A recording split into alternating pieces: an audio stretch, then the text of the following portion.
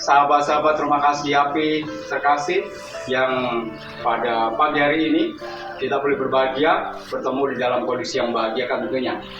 Pagi ini kita akan belajar dari peristiwa bagaimana Tuhan Yesus memberikan makan 5.000 orang laki-laki dicatat di dalam Alkitab. Kalau kita membaca di dalam Yohanes 6 ayat yang kelima, di sana mengatakan bahwa ketika Yesus memandang sekelilingnya dan melihat bahwa orang banyak berbondong-bondong datang kepadanya, berkatalah ia kepada Filipus, "Di manakah kita akan membeli roti supaya mereka ini dapat makan?" Kalau kita bisa melihat bagaimana kepedulian Yesus melihat orang banyak itu yang mengikuti dia dari tempat ke tempat yang lain. Dan tentulah mereka belum sempat menikmati makanan di dalam kehidupannya atau di dalam kondisi itu. Bahkan di antara mereka mungkin tidak ada membawa bekal untuk mereka boleh makan dengan baik.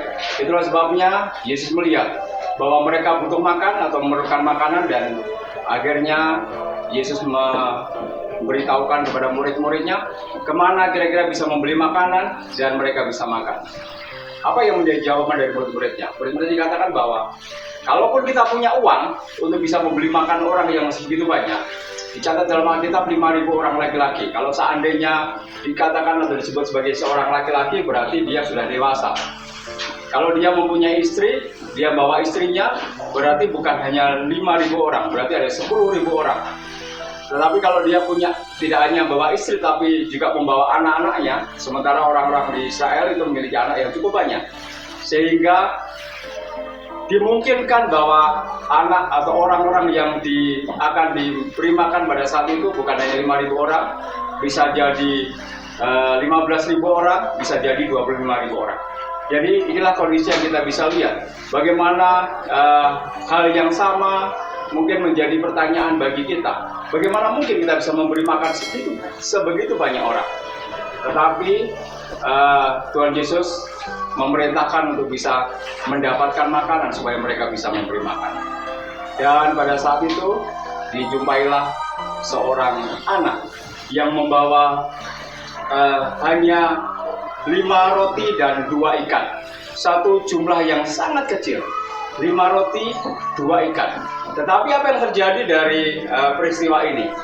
Dari kemurahan hati seorang anak kecil ini yang memberikan roti dan ikannya untuk dibagikan menjadi berkat bagi orang yang sedang kelaparan saat itu.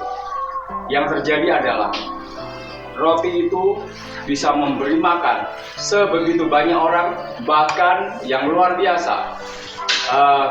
Sudah lebih dari makanan itu pada saat dikumpulkan ada 12 bakul.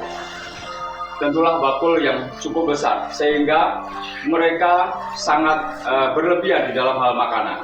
Kalau kita bisa melihat dari apa yang kita ambil dari cerita ini, yang pertama adalah sebuah mukjizat besar itu sangat berhubungan dengan kemurahan hati seorang anak kecil.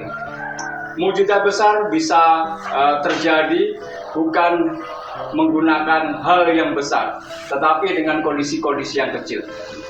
5 roti dan 2 ikan bisa menjadi mukjizat yang besar, memberi makan 5.000. Bahkan tadi sudah saya sampaikan kira-kira 25.000 orang. Jadi sangat besar. Itulah berkat yang Tuhan akan ubahkan dari kemurahan hati yang diberikan oleh masing-masing kita. Baiklah, kita boleh menjadi saluran berkat kepada orang lain, sama seperti anak kecil tadi yang tidak mementingkan dirinya. Dia boleh membagikan berkatnya atau makanannya sehingga bisa menjadi berkat bagi banyak orang. Adakah saudara saya juga memiliki kondisi yang sama? Dengan sukacita memberikan sebagian hal yang kita bisa bagikan untuk kebutuhan hari ini, di mana pandemi yang sedang terjadi dengan banyak kesulitan dari banyak orang yang kita lihat hari ini. Kiranya melalui berkat yang saudara dan saya sudah bagikan oleh Tuhan kepada masing-masing kita, tidak kita ambil untuk kepentingan diri kita sendiri, tetapi kita boleh belajar dari peristiwa yang besar tadi, sehingga berkat itu boleh menjadi berkat yang besar dan menjadi berguna bagi banyak orang. Tuhan memberkati.